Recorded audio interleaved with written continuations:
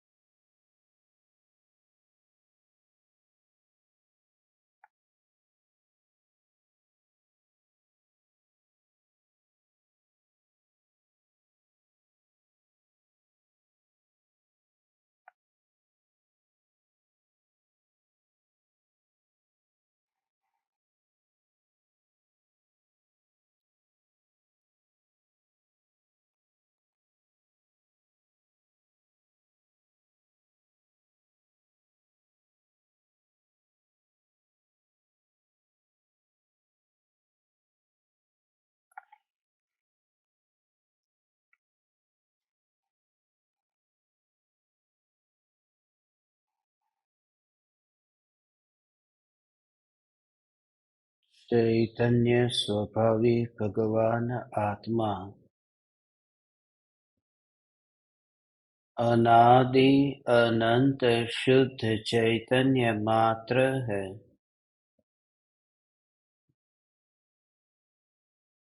ज्ञान मात्र है।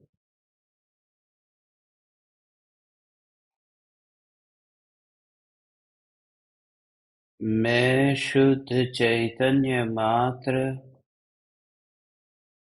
ज्ञान मात्र, भगवान आत्मा हूँ।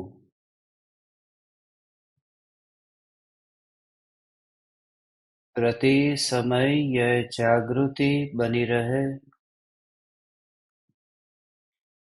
इस जागृति का नाम धर्म है।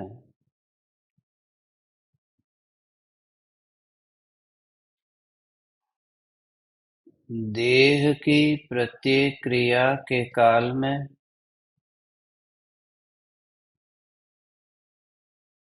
और विकल्पों के बहते प्रवाह के काल में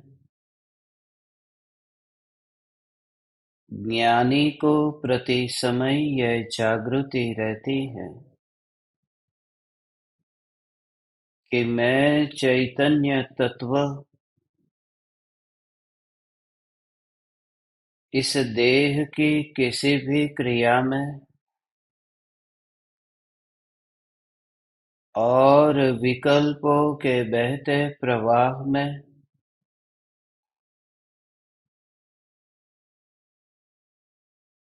कहीं भी मिला नहीं हूँ। ऐसा शुद्ध चैतन्य तत्व मैं हूँ।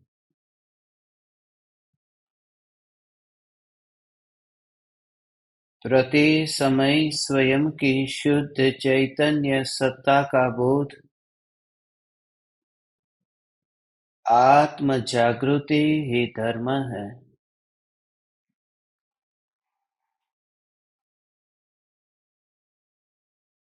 चैतन्य तत्व की निर्विकल्प अनुभूति होते ही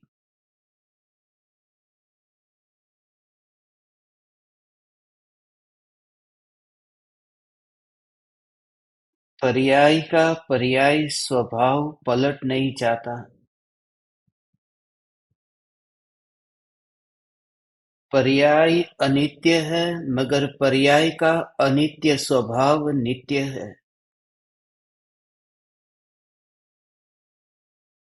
सम्यक दर्शन प्रकट होते ही पर्याय छूट नहीं जाती, पर्याय दृष्टि छूट जाती है।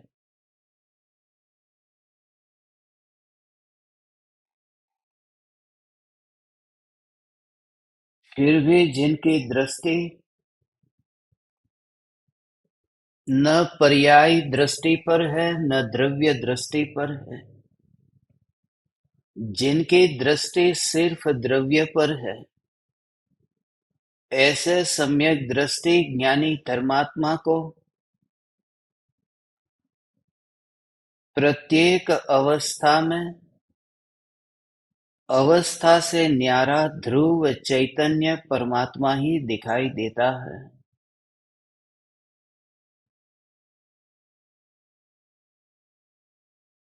जगत स्थिर नहीं हो गया,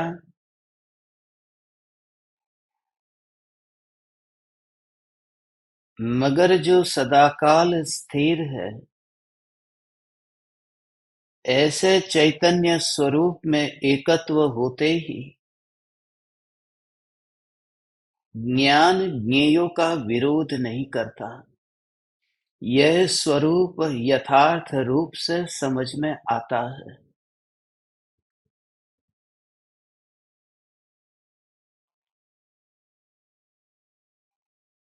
ऐसे यह अपूर्व दशा है कि ध्रुव न्यायिक देव में एकत्व होते ही ऐसी दृष्टि गई कि जिसमें परिवर्तन ही नहीं होता, मगर ज्ञान क्या करे। ज्ञान का स्वभाव है जानना। ज्ञान निष्पक्ष है, ज्ञान सहज है, ज्ञान निर्विकल्प है। ज्ञान में राग भी नहीं है और द्वेष भी नहीं है। ज्ञान का स्वभाव है मात्र जानना, जानना, जानना।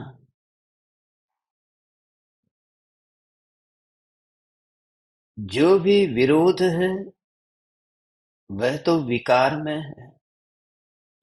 अच्छा और बुरा यह ज्ञान में नहीं है। ज्ञान मात्र जानता है। जैसे किसी व्यक्ति को जान करके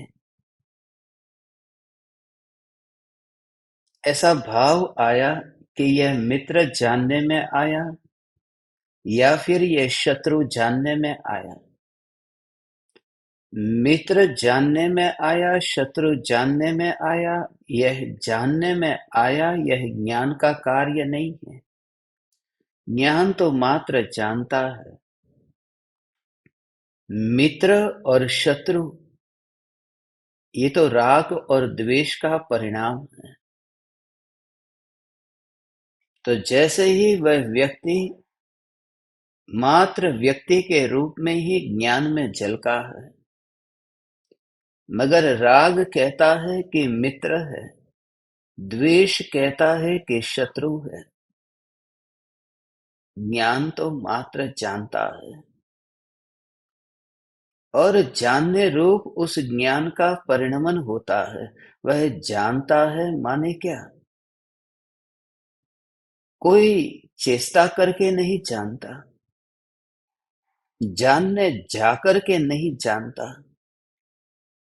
यह ज्ञान का ऐसा सहज स्वभाव है। सहज जानना, सहज जानना, सहज जानना।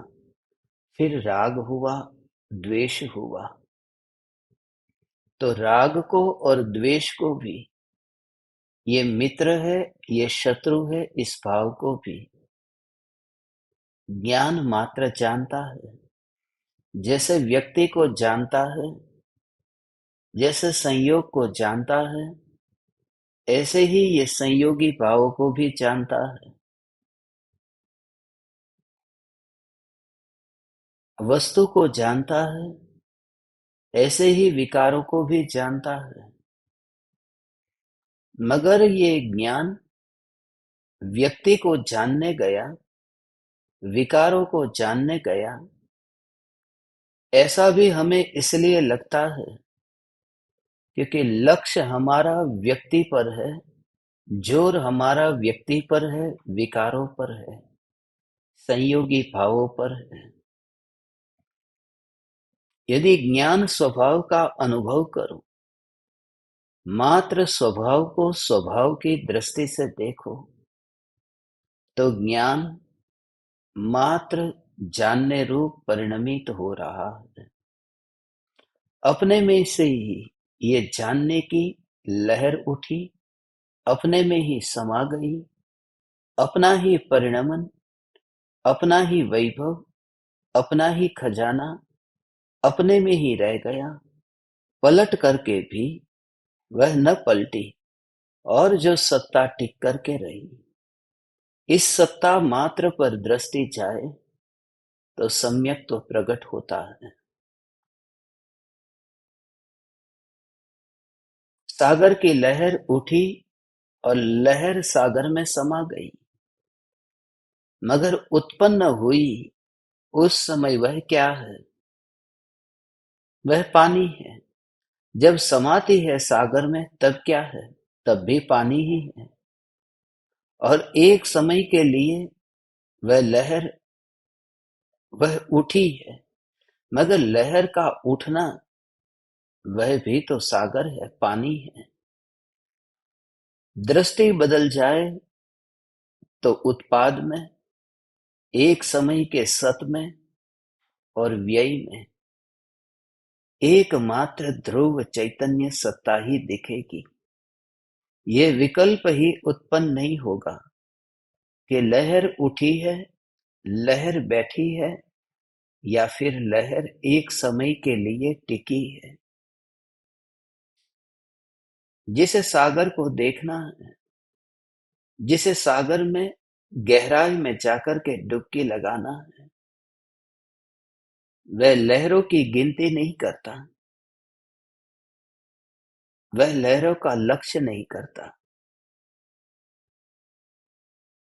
लहर को देख देख करके जो उब गया है,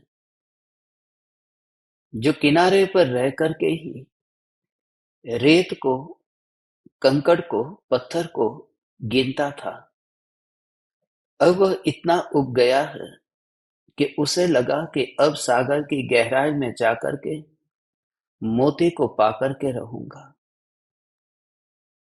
मगर वह जो तरंग का मोह है, वह तरंग का रस था, वही सागर की गहराई में जाने नहीं देता था।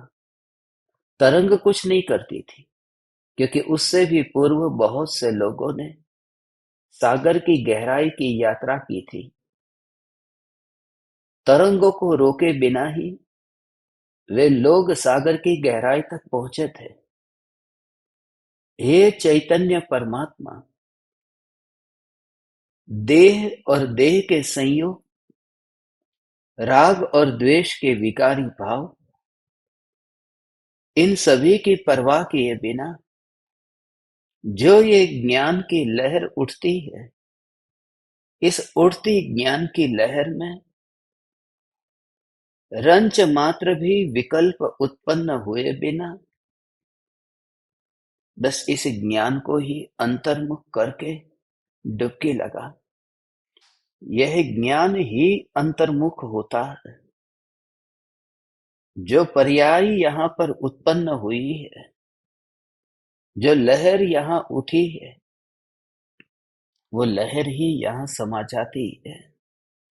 कोई व्यक्ति बाहर से यहाँ नहीं आया, ये लहर ही सागर में समा गई।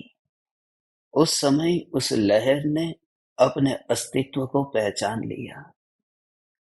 बूंद को बूंद का पता चलता ही नहीं, बूंद बूंद को पहचान ही नहीं पाती। उस समय पहचानती है जिस समय वह बूंद सागर में मिल जाती है। जब बूंद अपने को खोने को तैयार हो, तभी वह सागर को पाती है। इसी प्रकार के प्रयोग से ही ज्ञान दीपक आत्मा की प्राप्ति होती है। न्यायक स्वरूप में जो डुबकी लगती है, वह दशा तो क्षणभंगुर है। प्रथम बार जब तुम्हें आत्मा की अनुभूति होगी, बिजली के चमकार की तरह ही, ये क्या हुआ?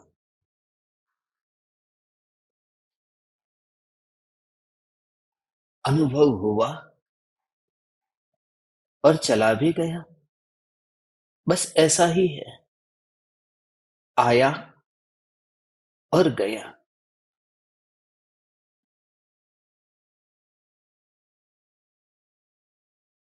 मैं एक कविता पढ़ रहा था। कविता की शुरुआत में लिखा है, बसंत आ गया, और कविता के अंत में भी लिखा है, बसंत आ गया। मगर कविता की शुरुआत में जो लिखा है, बसंत आ गया, आ और गया के बीच में स्पेस नहीं है, जगह नहीं है।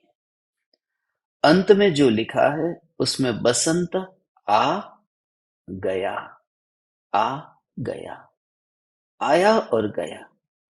आत्मा का अनुभव ऐसा क्षणभंगुर है। जिस समय पहली बार यह अनुभव होता है, तुम पाओगे आया और गया। मगर ऐसी छाप छोड़ करके जाता है कि अनंत गुणों में ऐसी सुवास प्रसर जाती है। हे ज्ञान दीपक, अब अनंत गुणों में खंड खंड रूप होकर के एक दूसरे के प्रति अब विरोध नहीं होता। ज्ञान कहीं और भटके, श्रद्धा कहीं और भटके, चारित्र कहीं और भटके, और सुख कहीं और। अब ऐसा होता है कि जितना भी आत्मा का वैभव, आत्मा की शक्ति है, सभी शक्ति स्वसन्मुख होकर के, स्वरूप सन्मुख होकर के वही जीवन बन जाती है। एक समय भी ऐसा रहता नहीं है कि जहां आत्मा की शक्ति कहीं खर्च होती हो व्यर्थ में। आत्मा का ज्ञान आत्मा को जानता है, आत्मा की श्रद्धा आत्मा में एकत्व करती है, और ये जो परिणति है, वह परिणति स्वरूप की ओर दौड़ती है। आनंद जो है वह आनंद आकुलता रहित आह्लादमय है। और आत्मा का जो अनंत सामर्थ्य है, अनंत शक्ति है, अनंत वीर्य है, वह आत्मा में ही ढलता है, आत्मा में ही स्थिर होता है। ऐसे अनंत गुणों में एक अभेद परिणमन होता है। ऐसे निर्विकल्प अनुभूति में अनुभूति तो होती रहती है,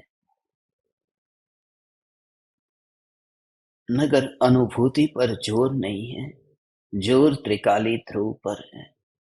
जिस समय यह अनुभव छूट गया, स्व संवेदन प्रत्यक्ष अनुभूति छूट गई, मगर उस समय भी वह जो दृष्टि ऐसी स्वच्छ और निर्मल है कि उसने तो अनुभूति के काल में भी ध्रुव को देखा था, और अनुभूति के बाद भी ध्रुव को ही देखा। इसलिए उसके लिए कुछ नया नहीं है। जिस बच्चे ने मेले में भी माँ को देखा है और एकांत में भी माँ को देखा है, उस बच्चे के लिए क्या मेला, क्या जमेला, क्या एकांत, उस बच्चे के लिए एकमात्र माँ है। हे ज्ञान दीपक, ये अवस्थाओं के पलटते, निरंतर बदलते इस प्रवाह में मात्र सत्ता को देखने का अभ्यास परम कृपालु देव हमें समझाते हैं, सिखाते हैं। आत्म सिद्धि शास्त्र के आत्मा के अस्तित्व के संबंध में गहरी चर्चा चल रही है। परम कृपालु देव जिज्ञासु और उत्कंठा से भरे हुए शिष्य के लिए उसकी भाषा में उसे समझ में आए ऐसे तर्क संगत युक्ति से, आगम के प्रमाण से, और सबसे महत्वपूर्ण आत्मानुभूति प्रमाण से अपने अंतर्भावों को व्यक्त करते हैं। कोई है ऐसा सुपात्र जीव जो ये सुनते हुए, सुनते सुनते उसका सुनना छूट जाता है और जानना जानना जानना रह जाता है। ऐसी स्थिति आती है कि जहां जानना जानना जानना, उस स्थिति में भी वह रहता नहीं है। वह स्थिति किसी परलोक की स्थिति है। अब तूने परलोक से निज लोक में वास किया। अब तूने प्रभाव से स्वभाव में वास किया। और प्रभाव का अर्थ सिर्फ इतना मत लेना, ये राग और द्वेष के भाव प्रभाव। यहां तो परिणाम प्रभाव है। स्वभाव तो एक ही है, अपरिणामी ध्रुव। ये ध्रुव, यह ध्रुव। इसलिए जो परिणाम है, उन परिणामों से अपने लोक में वास करना, यही एकमात्र निर्विकल्प होने का उपाय है। हे ज्ञान दीपक, ये जो प्रभाव कहा, ये जो परिणाम कहा, उन परिणामों से अपरिणामी ध्रुव में वास करने का भाव क्या है? आज आत्मसिद्धि शास्त्र की 54वीं गाथा, जिस गाथा में परम कृपालु देव समस्त अवस्थाओं से न्यारा ऐसा जो ध्रुव शुद्ध चैतन्य है, ये भगवान आत्मा है, जो अवस्थाओं में कहीं पर भी नहीं है। अवस्थाओं की पकड़ जिसमें नहीं, ऐसा ये अद्भुत स्वरूप है। अवस्था निरंतर पलटती पलटती पलटती पलटती अवस्था, उन अवस्थाओं में कहीं पर भी नहीं। ये अवस्थाओं से न्यारा ध्रुव चैतन्य स्वरूप कैसा है, इसको हम इस गाथा को पढ़ते हैं और आज इन अवस्थाओं में, तुम अवस्थाओं के जगत में न रह करके इस सत्संग के अंत से पहले ही, धन्य भागी है वह जीव, वह अवस्था के लोक में से सत्ता के लोक में अपने को देख ले। धन्य भागी है वह जीव जो पानी में बहता हुआ अपने को अनुभव न करे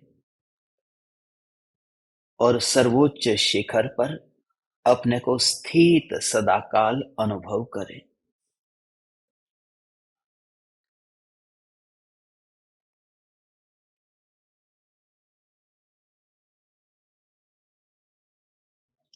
काल के साथ में यात्रा न करे, क्योंकि काल का दूसरा नाम मृत्यु है। हम कहते हैं नहीं कि उसका काल आ गया। काल आ गया अर्थात मृत्यु हो गई। जो काल के साथ यात्रा करता है, उसकी मृत्यु होती ही है।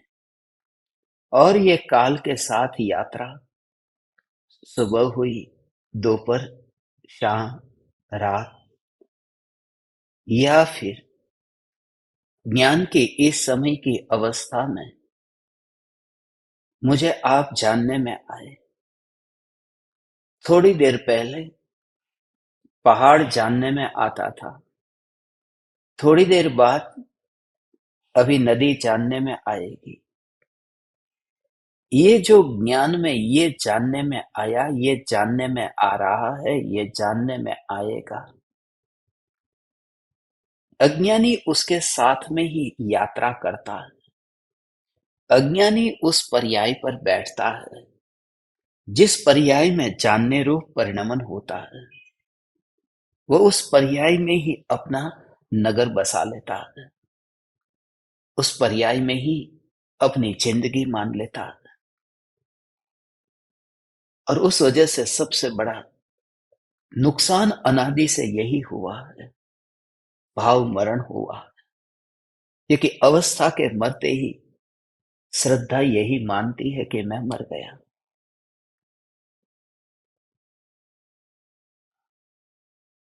जो व्यक्ति अभी पहाड़ के शिखर से नीचे गिर रहा है, और मैं उस व्यक्ति का हाथ पकड़ लेता हूं, उस व्यक्ति को अपना साथी बना लेता हूं,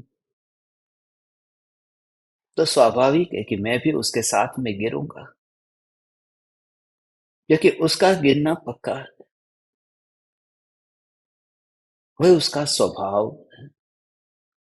तो जो परिणाम, जिसका स्वभाव तो मरना है, और जो मरने वाली पर्याय है, उसके साथ में एकत्व करना, माने खुद भी भाव मरण करना।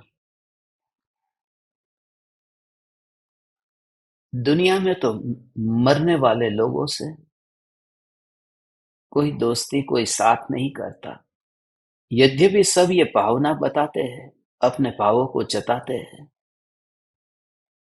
बेचारा अच्छा आदमी है, भगवान उसे ठीक कर दे, प्रार्थना करते हैं, न जाने कितने मंत्र तंत्र से उसे बचाना चाहते हैं। मगर बात आती है अपने जीवन को देने की, तो पीछे हट ही जाएंगे, क्योंकि देह का मोह है ना। हम खुद उसका विचार करें। दूसरे की मृत्यु में हमें लगता है दुख, मगर वह दुख उतना नहीं है जितना अपनी मृत्यु का। क्योंकि अपनी मृत्यु के दुख का ही यह विस्तार है, जो दूसरे की मृत्यु का दुख मुझे हुआ। दूसरे की मृत्यु का दुख ये तो बहाना है। वास्तव में उस वजह से दुख नहीं होता। बाप मर गया, माँ मर गई, भाई मर गया, बेटा मर गया, ये मरने का दुख नहीं है। असली बात यह है कि मृत्यु होती है, इस मान्यता से मैं इतना प्रभावित हो गया हूं। बस ये मान्यता मुझे सताती है। बात मेरी मृत्यु और दूसरे की मृत्यु की नहीं है, बात मृत्यु की है। और ऐसी मृत्यु जब आए तो कौन मरना चाहता है? हम सब इलाज ढूंढ लेते हैं। भारत में इलाज नहीं होता, परदेश में इलाज कराने चले जाते हैं, कैसे भी करके बच जाए। सोना चांदी, जवाहरात, घर, दुकान, मकान, ये सब खेत, सब बेचने को तैयार होते हैं। क्यों? क्योंकि मरना नहीं है, कैसे भी करके मृत्यु से बच जाओ। जब तुम इतने ही मृत्यु से बचना चाहते हो, तो जो पर्याय, जो जानना, जानना, ये प्रति समय जन्म मरण कर रहा है। ये अवस्था का उत्पाद व्यय हो रहा है। जो व्यक्ति पहाड़ से गिर रहा है, उसका हाथ क्यों पकड़ना? जो पर्याय स्वयं ही ये जन्म मरण करती ही रहती है, उसका साथ क्यों करना? और इसलिए कृपालु देव आज इस ध्रुव सत्ता को कैसे अनुभव करना है और इसमें वास करना है, कैसे चैतन्य के नगर में निवास करना है। पानी में ही न बह करके, न तड़प करके, न जन्म मरण करके, मात्र सत्ता को देखना है।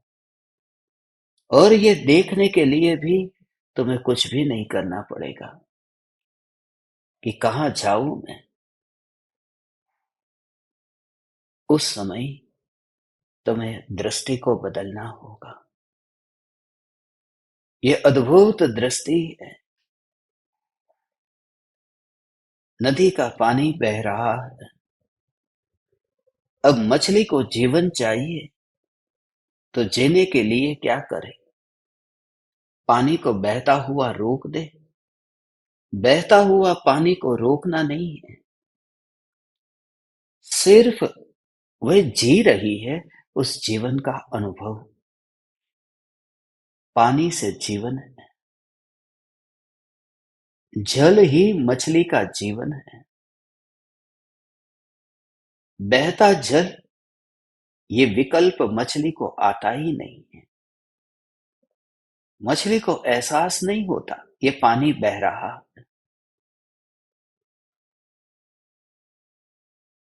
पानी बहता हो, पानी स्थिर हो, मछली मछली है, जीती रहती है। बस वो तो इतना ही चाहती है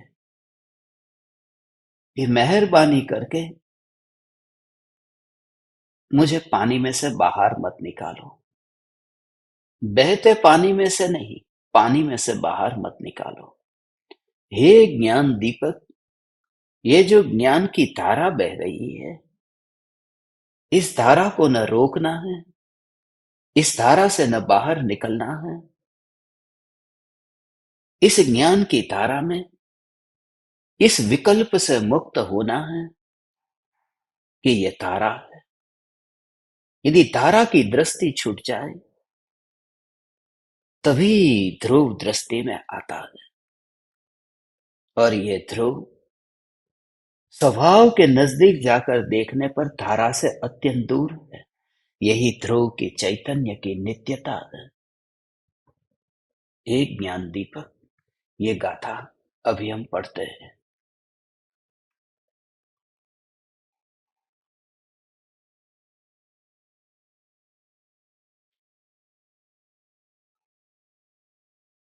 चौवन नंबर की गाथा है।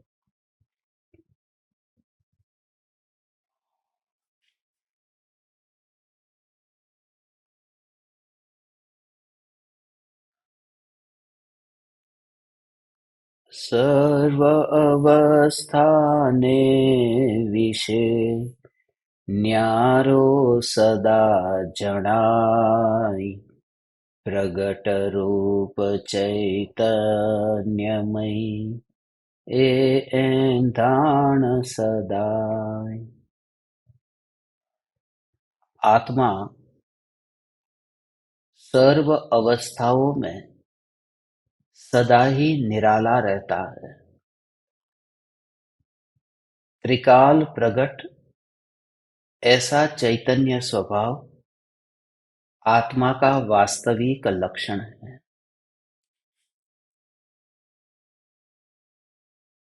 सर्व अवस्थाओं में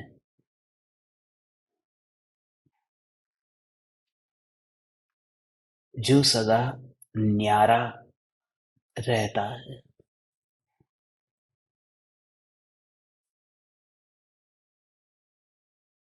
ये पराई की अवस्था नहीं,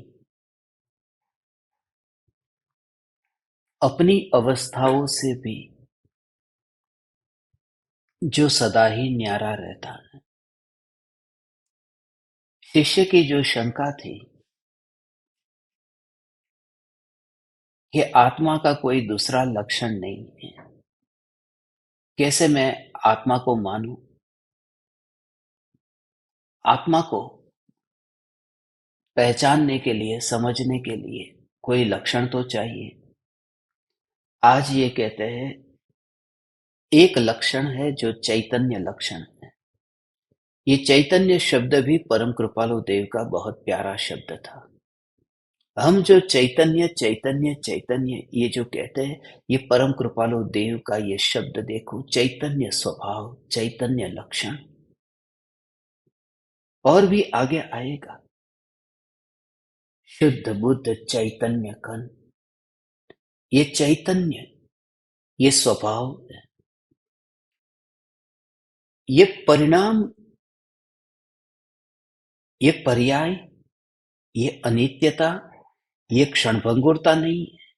चैतन्य कहते ही नित्यता है। तीन शब्द है, चेतन, चैतन्य और चेतना। चेतन और चेतना ये द्रव्य और पर्याय के लिए इन शब्दों का उपयोग होता है। चेतन द्रव्य है और चेतना पर्याय है। आपने ये भेद सुने होंगे, ज्ञान चेतना और दर्शन चेतना। ज्ञान चेतना में ये फिर मति ज्ञान, श्रुत ज्ञान, अवधि ज्ञान, मन पर्याय ज्ञान, केवल ज्ञान। दर्शन चेतना में ये चक्षु दर्शन, अचक्षु दर्शन, अवधि दर्शन, केवल दर्शन। ये चेतना जो है वो चेतना का ही दो प्रकार से परिणमन, ज्ञान रूप और दर्शन रूप। मगर जो चेतन है वह द्रव्य है, और जो चैतन्य है, इसमें अपन भी बोलते हैं ना, पुरुष के लिए अपन कहते हैं चेतन भाई, और स्त्री के लिए चेतना बहन। तो ये जो चेतन और चेतना है, ये द्रव्य और पर्याय है। मगर जो चैतन्य है वह स्वभाव है, वह गुण है। चैतन्य एक गुण है, वह परिणाम नहीं है, वह त्रिकाल टिक कर रहने वाला स्वभाव है। जैसे गुड़ है, मिठास है और रस है। तो गुड़ तो द्रव्य है, मिठास पर्याय है, मगर वो जो रस है, वह रस उसका स्वभाव है, उसका गुण है। तो सभी अवस्थाओं में जो टिक कर के रहता है वह उसका स्वभाव है। गुड़ मीठा है, फिर खट्टा हो गया, फिर कड़वा हो गया। इन सब में टिक कर के कौन रहता है?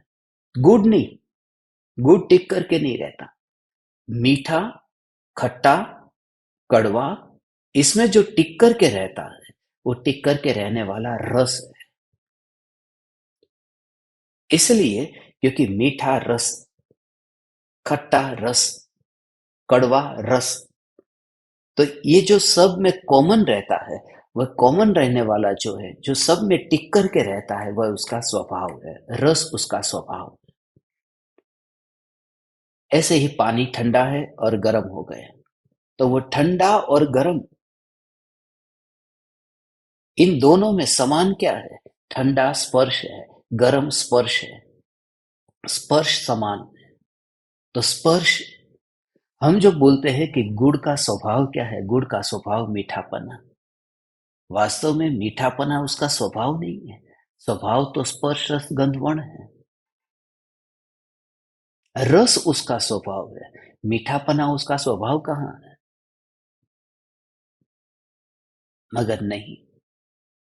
और यदि सूक्ष्म दृष्टि से देखेंगे तो मीठापना जो है वह मीठापना गुड़ का स्वभाव है, क्योंकि हमने गुड़ का स्वभाव बताया है, पुद्गल का स्वभाव नहीं।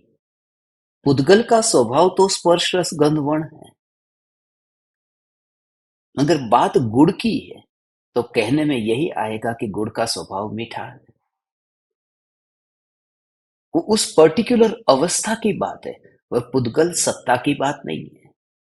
जब पुद्गल सत्ता की बात आती है तब स्पर्श रस गंध वर्ण ये पुद्गल के गुण हैं। ऐसे ही आत्मा क्या है कि जिसमें चैतन्य है, ये स्वभाव, ये स्पर्श रस गंध वर्ण की भांति ये चैतन्य है। तो इसमें मति ज्ञान से लेकर के केवल ज्ञान तक किसी भी अवस्था के भेद के बिना मात्र स्वभाव का टिक करके रहना, बस वही तो बात है। यही तो ध्रुव की ध्रुवता है, यही तो न्यायक देव की ये चैतन्य की ध्रुवता है। हे ज्ञान दीपक, ये अवस्थाओं के पलटने पर भी एकमात्र ध्रुव को ही कैसे देखना? सभी अवस्था पलटती रहती है,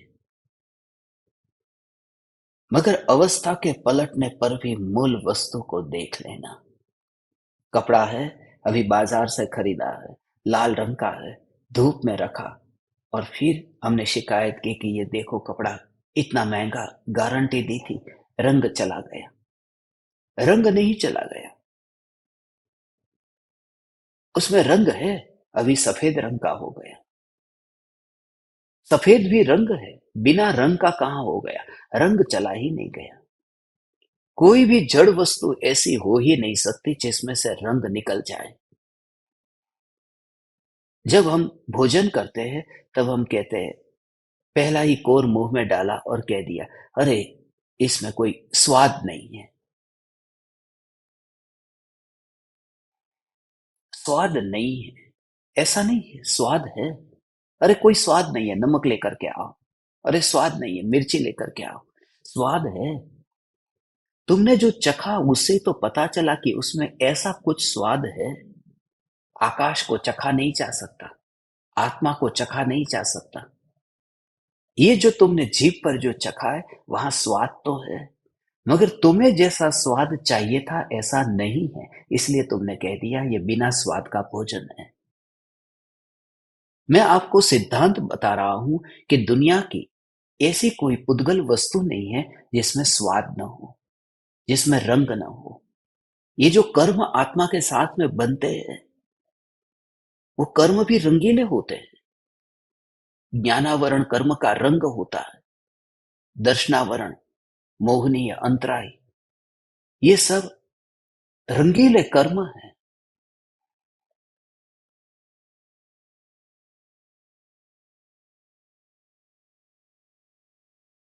कहते हैं ना, काले काम करते हैं लोग, काले काम। वो काला शब्द जो है वो वास्तव में काला बोलने के लिए बोला है, मगर पाप के, पुण्य के जो कर्म आत्मा के साथ में बंधे हैं, वह कारमाण वर्गणा का परिणमन है। तो वह भी आत्मा के, मगर वो इतने सूक्ष्म होते हैं कि हमारी चक्षु इंद्रिय के माध्यम से, इंद्रियों के माध्यम से हम उन कर्मों के रंग को देख नहीं पाते। ये बंधे हुए कर्म जो आत्मा के साथ में बंधे हुए हैं, वो हमारे ज्ञान से हम जान नहीं पाते, मगर है वो रंग वाले। क्योंकि ये सिद्धांत है कि जो पुद्गल है, उस पुद्गल में स्पर्श, रस, गंध, वर्ण होगा ही होगा। उसके स्वभाव के बिना पुद्गल नहीं होगा। उसमें गंध भी होती है, उसमें रस होता है। जो वेदनीय कर्म बंधा है उसमें रस है। वेदनीय कर्म से इष्ट मिष्ट ऐसा भोजन मिलता है, ऐसा मत समझना, मगर वो वेदनीय कर्म खुद रस वाला कर्म है। और कर्म में स्पर्श भी है, कर्म छूता है। एक कर्म दूसरे कर्म को वो छुए, उसके अंदर वो स्वभाव है। कर्म मीठा खट्टा ऐसा भी होता है। ये पुद्गल का जो स्वभाव है, वो सभी का सभी गुण और सभी स्वभाव वो कर्म के अंदर है बहुत सूक्ष्म। ऐसे ये भाषा वर्णना, ये जो टकराना हो रहा है, ये जो ध्वनि कान के साथ में टकराती है, वह भी रंग वाली होती है। मगर हमारा ज्ञान अभी ऐसा अपूर्ण है। कौवे को देखते हैं, कौवे की जो पुतली, उसकी आंखें दो है। अब वो जो पुतली, वो इधर से वो इतनी तेजी से अंदर गति करती है, हमें लगता है कि कौवा दो आंखों वाला होगा।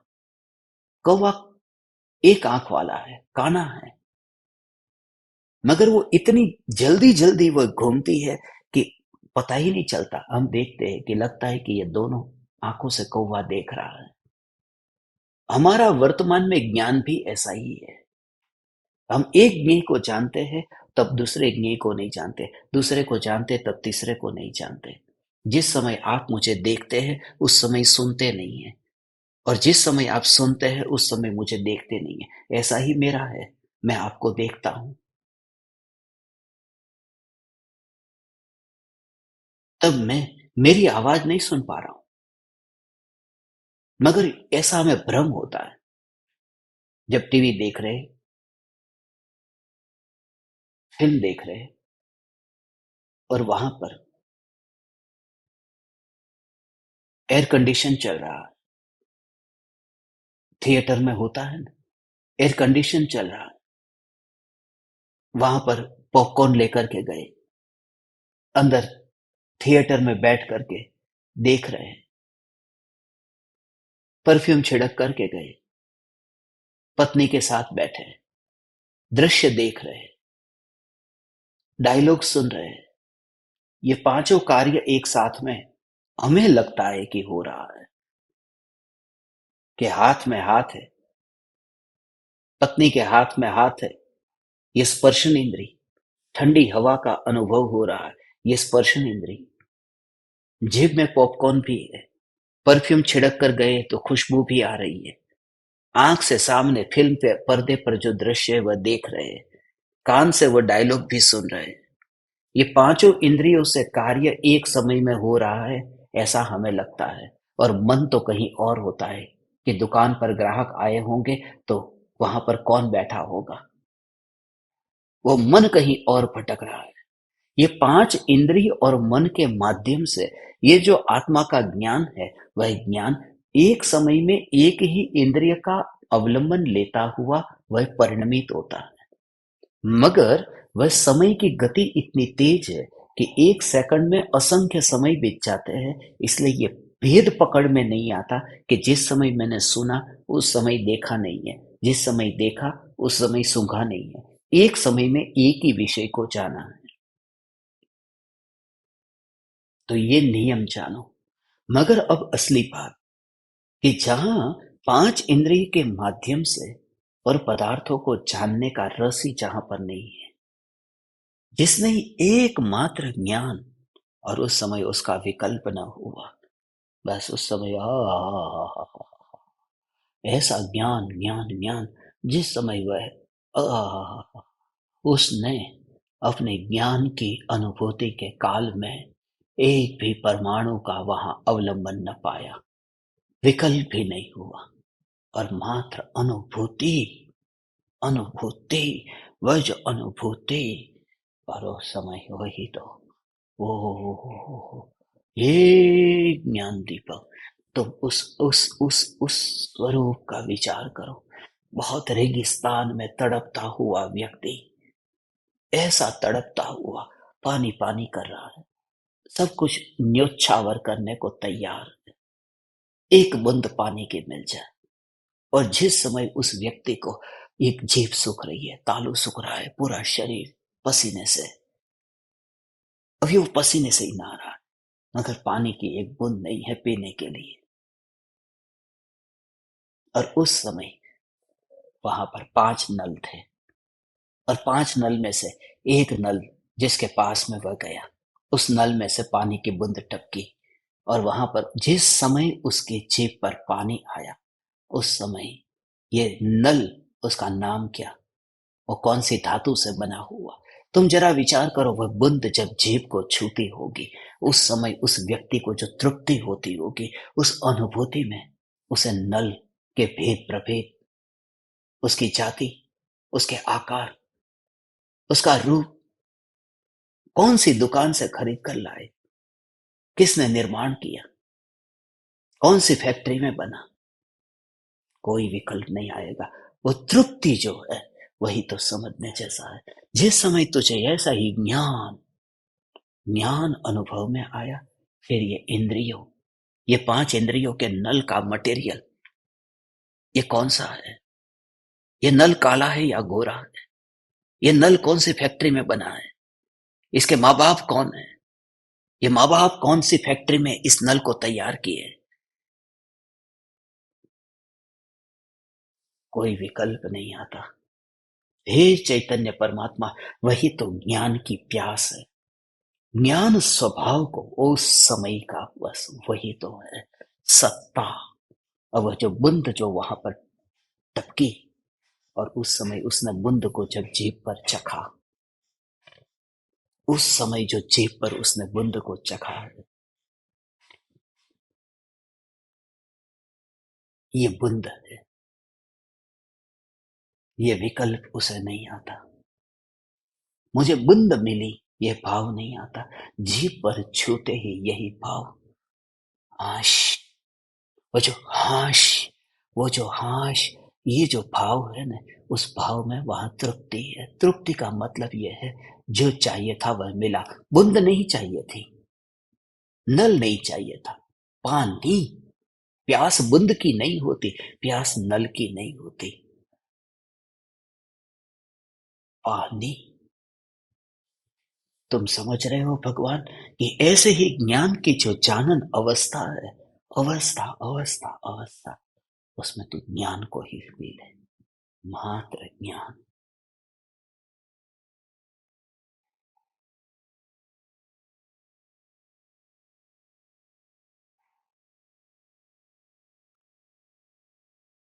बस ये जो ज्ञान,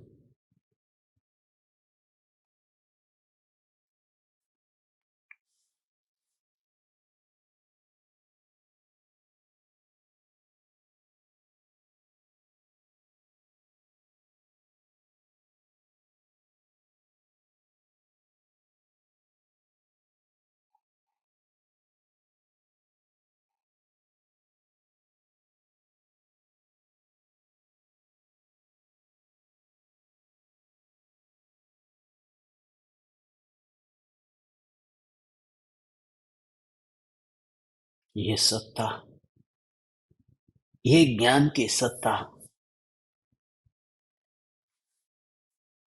उस व्यक्ति को विकल्प ही नहीं आएगा। पहले नल में से पानी जैसे गिरा और उसने पानी, तृप्ति में बहुत गहरा भाव छुपा हुआ है। तृप्ति माने विकल्प की पूर्ति, और यहां तृप्ति माने विकल्प का अभाव, पूर्ति नहीं, अभाव।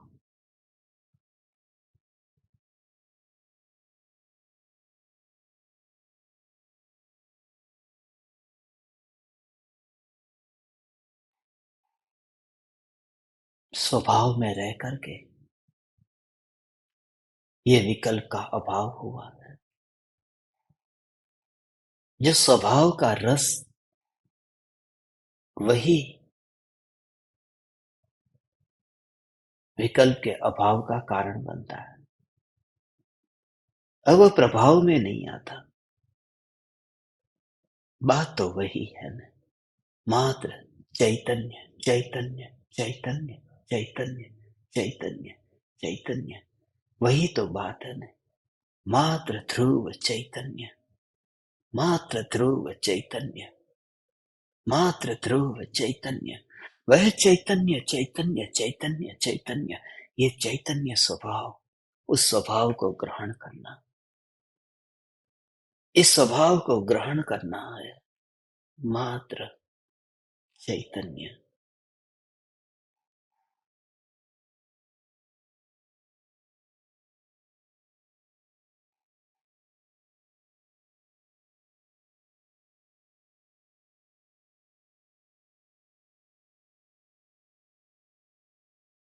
यही है, यही है, मात्र चैतन्य।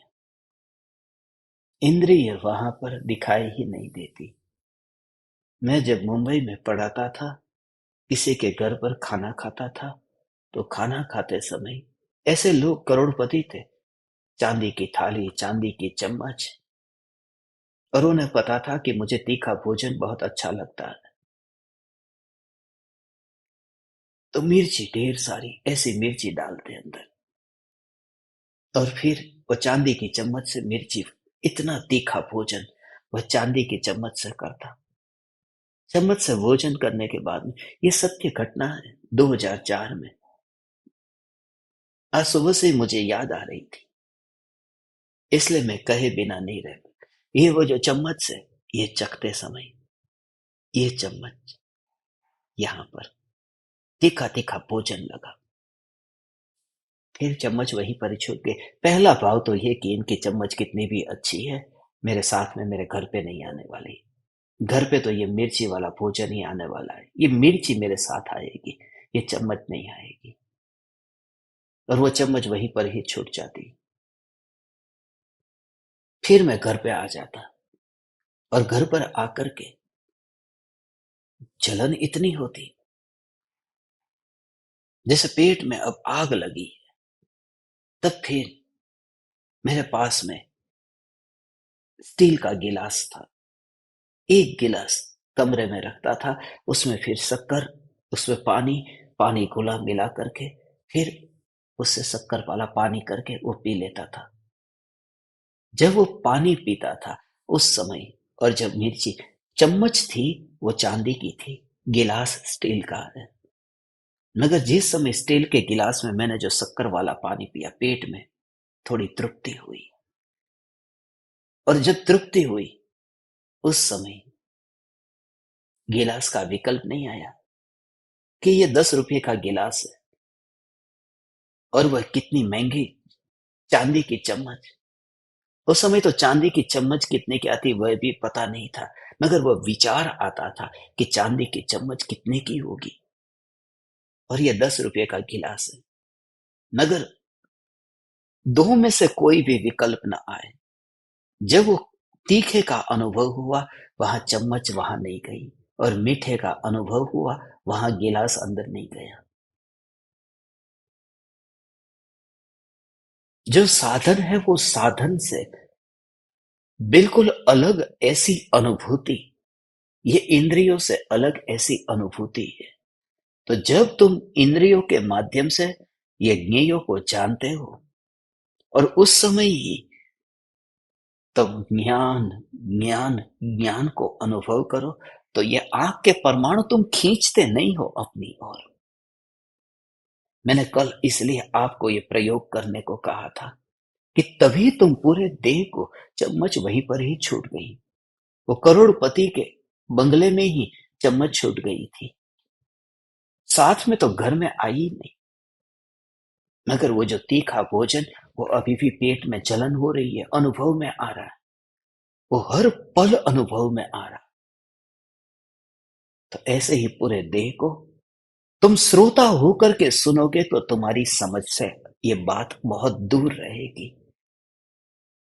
तुम बिल्कुल ही उस ज्ञान के अनुभव के साथ में अभेद हो, तब तुम देह को पकड़े बिना बस उस समय ऐसे हा उड़ता हुआ, जैसे गुब्बारा जो बंधा हुआ था, उस बंधे हुए गुब्बारे को जैसे धागे से काट दिया। सिद्ध भगवान कैसे सिद्ध शिला पर जाते हैं, शरीर को लेकर के सिद्ध शिला पर जाए और फिर वहां से शरीर को छोड़े और शरीर नीचे गिरे, ऐसा तो नहीं होता ना। शरीर यहीं पर ही बिखर गया न, और आत्मा एक समय में गया न।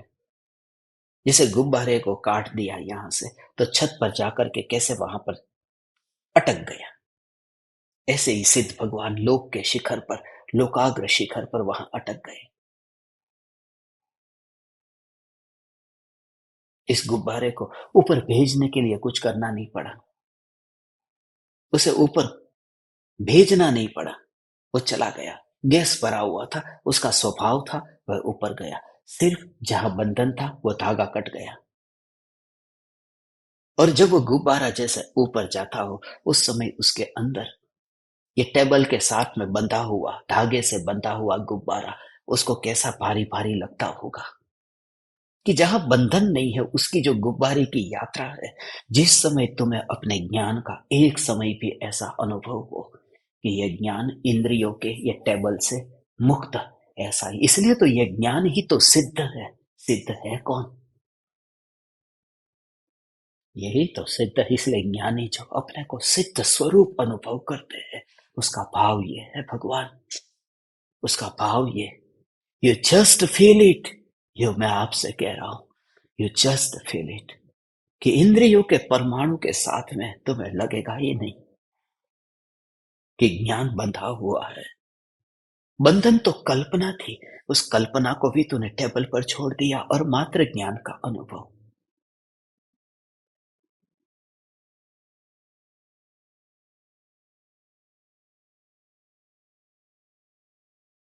कोई यात्रा होती है, अगर किसी भी प्रकार की अवस्था के काल में वह चैतन्य सत्ता न्यारी ही जानने में आती है। वह दूर ऐसा ही दिखता है, वह दूर ही दिखता है, वह दूर ही है। ऐसा हो गया, फिर भूकंप आ गया, ये लकड़ी टूट गई, मगर गुब्बारे को कुछ भी नहीं हुआ। एक बार आकाश की उड़ान भरने के बाद उस गुब्बारे को, वो गुब्बारा पीछे मुड़कर देखता नहीं है कि वहां टेबल है, उसका क्या हुआ। ऐसे ही अब जब शरीर में दिन प्रतिदिन तकलीफ होगी, ये देह अब क्षीण होता जाएगा, तुम रोज रोज ये समाचार पाओगे कि आज नई बीमारी और आई। जो मैं दूसरों के बारे में सुनता था, आज मेरे पर आई। मैंने दूसरों के बारे में तो ये सुना था, उसे डायबिटीज हुआ, मुझे भी डॉक्टर ने कहा डायबिटीज हुआ। दूसरों के बारे में सुनता था ब्लड प्रेशर की बीमारी है, मगर मुझे भी आई। तो रोज रोज ऐसे समाचार तुम्हें मिलेंगे, आंख की बीमारी, कान की बीमारी। मगर ये बीमारी जब आएगी, और उससे पहले ही तूने उस टेबल में, उस लकड़ी के टेबल में उदय होने से पहले ही उस गुब्बारे को आकाश की ओर छोड़ दिया है और देख लिया है इसलिए ये उधई हो गई, खत्म हो जाएगा ये टेबल। मगर गुब्बारा बिल्कुल उड़ान भर चुका है। हे ज्ञान दीपक, इस ज्ञान को ऐसे ही अनुभव कर। इस ज्ञान की अनुभूति में फिर ये दे, फिर जो भी डॉक्टर कहेंगे कि तेरी आंख खराब है, अब तुझे लेंस लगाने पड़ेंगे, मोतियाबिंद का ऑपरेशन करना पड़ेगा, तुम सब इलाज कर लेते हो। डॉक्टर जब कहते हैं तुम सब कर लेते हो, जो दवाई कहते हैं दवाई ले लेते हो, जो इलाज कहते हैं वो इलाज करा लेते हो, ऑपरेशन कहे ऑपरेशन करा लेते हो, सर्जरी करा लेते हो, तुम जो तुम्हें डॉक्टर ने कहा सब करा लेते हो। मगर एक ही बात रह जाती है कि गुब्बारा टेबल के साथ में बंधा है या अलग है। इस उदय को होने के बाद में तुमने कितनी दवाई छिड़की। तुम्हारा पहला प्रयास दवाई छिड़कने पर है। तुम्हारा प्रयास पहले ये होना चाहिए था कि गुब्बारा अभी बंधा हुआ है कि अलग हो गया है। जान बची सो लाखों पाए। गुब्बारा अलग हो गया, और ये तो ज्ञान का ऐसा गुब्बारा है, इंद्रियों के साथ में बंधा हुआ दिखेगा ही नहीं। You just feel it and you realize it. हे चैतन्य परमात्मा, तब कोई गृहस्थ नहीं है, तो कोई पापी नहीं है, कोई पुण्यात्मा नहीं है। और उस श्रद्धा के बल पर फिर तब तो परमाणु में बैठता नहीं है। तब वह दशा आप परमात्माओं की प्रकट होगी। हे ज्ञान दीपक, प्रति समय यह जागृति सर्व अवस्था ने विषय न्यारो सदा चढ़ाए। देह की अवस्था में तो न्यारा जानने में आता ही है। अवस्था बदल जाती है मगर न्यारा जानने में आता है। बस वह ऐसे ही, बस वह ऐसे ही देखता रहता है। निरंतर होती अवस्था में परिवर्तन होने पर भी वह एक सत्ता वही दिखाई देती है। तीन पंख है, पंखे में घूम रहा है, एक पर, दो पर, तीन पर, ऐसे ही पंखा घूमता रहा, और 5 की स्पीड पर ये पंखा घूम रहा है, और फिर पंखा बंद हो गया। घूमता हुआ बंद होता, घूमता बंद होता। मगर पंखे तुम्हारे पास में कितने हैं? एक पंखा है जिसके मालिक तुम हो। जैसे ही घूमने लगा तुम ये कहते हो कि घूमता हुआ पंखा, अब मैं क्या करूं, मैं पंखे का मालिक था, मैं मर गया, मैं मिट गया, मेरा सब खत्म हो गया। क्योंकि तुम जानते हो कितना भी वो पंखों को घूमता हुआ हो, फिर भी वो सत्ता उसकी एक है, वह तीन नहीं है। ऐसे ही ये निरंतर परिणमन हो रहा है। सर्व अवस्था ने विषय न्यारो सदा जनाई, माने एक सत्ता। ये सत्ता एक न्यारी जानने में आती है। अब वो किसी भी अवस्था में, अवस्था के साथ में वह मिली हुई नहीं दिखाई देती। इसलिए तो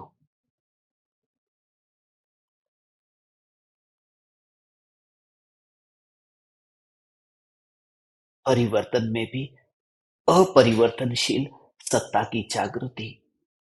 एक ज्ञान दीपक, आप परमात्मा को प्रकट हो।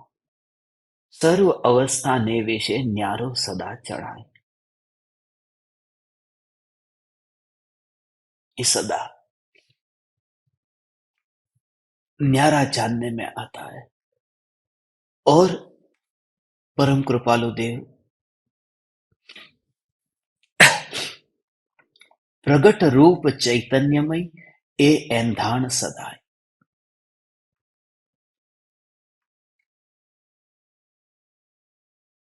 ये जो प्रगट रूप है, ये त्रिकाल प्रगट भगवान आत्मा जो है, वह भगवान आत्मा वो कहीं गया नहीं है, ढंका नहीं है, छुपा नहीं है, वो सदा काल प्रकट है। ए एंधान सदाए। बाकी जो विभाव है, हो सकता है वह विभाव हो भी और नहीं भी हो। अभी मनुष्य का शरीर है, कल नहीं होगा। अभी क्रोध है, थोड़ी देर बाद नहीं होगा। मगर एक चिन्ह ऐसा है जो चिन्ह सदा साथ में रहेगा। उसके बिना आत्मा का अस्तित्व ही नहीं हो सकता। वही है चैतन्य। क्रोधी होता है आत्मा, मगर यह क्रोध हमेशा कहाँ रहता है?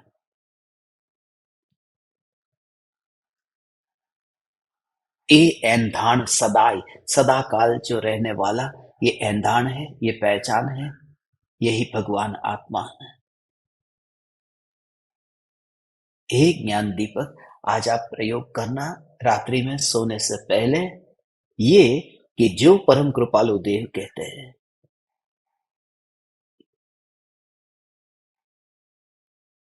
पांचों इंद्रियों में से किसी भी इंद्रिय से ज्ञान व्यक्त होता हुआ दिखाई दे, तो भी यही रस चखना कि ये अनुभव ज्ञान का है, इंद्रियों का नहीं। तृप्ति पानी की होती है, नल की नहीं होती।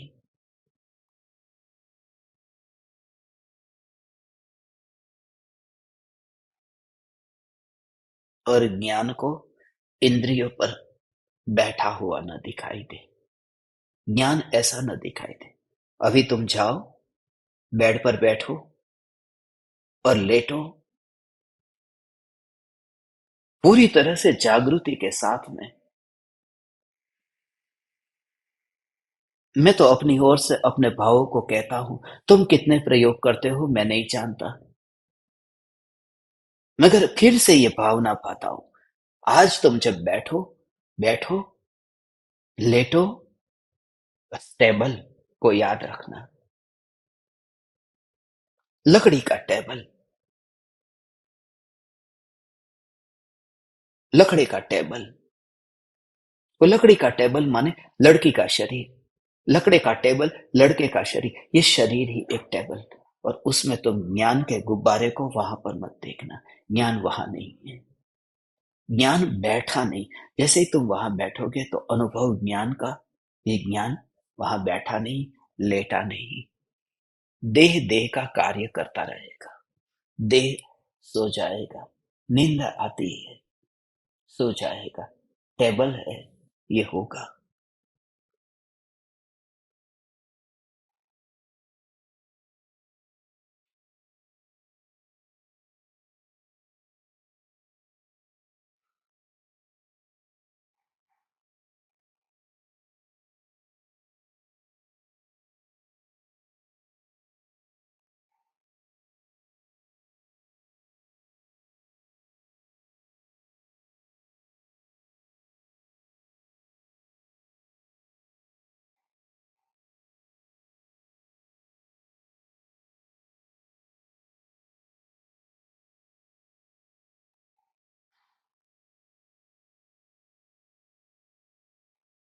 पूर्ण रूप से साहस जब होता है, तब फिर सुबह फिर ये देह उठेगा, नहीं उठेगा, क्या होगा? उस समय तो इतने पूर्ण ज्ञान स्वरूप गुब्बारा कभी ये सोचता ही नहीं है टेबल कल यहाँ रहेगा या नहीं रहेगा। तो उस ज्ञान स्वरूप में ही अपने को अनुभव कर कि जो ज्ञान अनंत काल तक इस देह में आने ही वाला नहीं है, न्यारो सदा चढ़ाए, यही चैतन्य है, यही मैं हूं। आप परमात्माओं को ऐसे ही निराली न्यारी दशा, न्यारे चैतन्य के आश्रय से प्रकट हो, ऐसे में मेरे अंतःकरण से भावना पाता हूँ।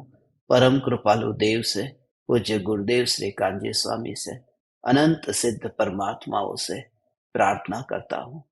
प्रणाम। चैतन्य चैतन्य चैतन्य।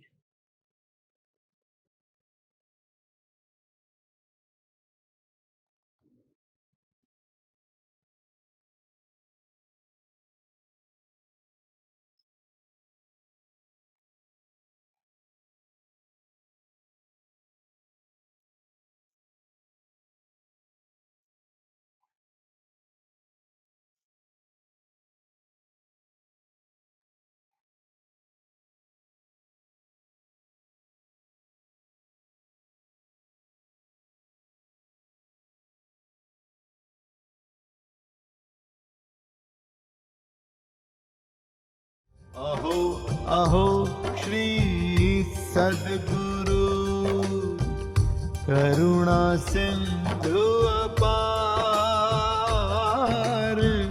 इस पामर पर प्रभु किया आहो आहो उपकार, आहो आहो उपकार। देह सहित जिनकी दशा वरते देहातीत, उन ज्ञानी के चरण में हो वंदन अगणित, हो वंदन अगणित।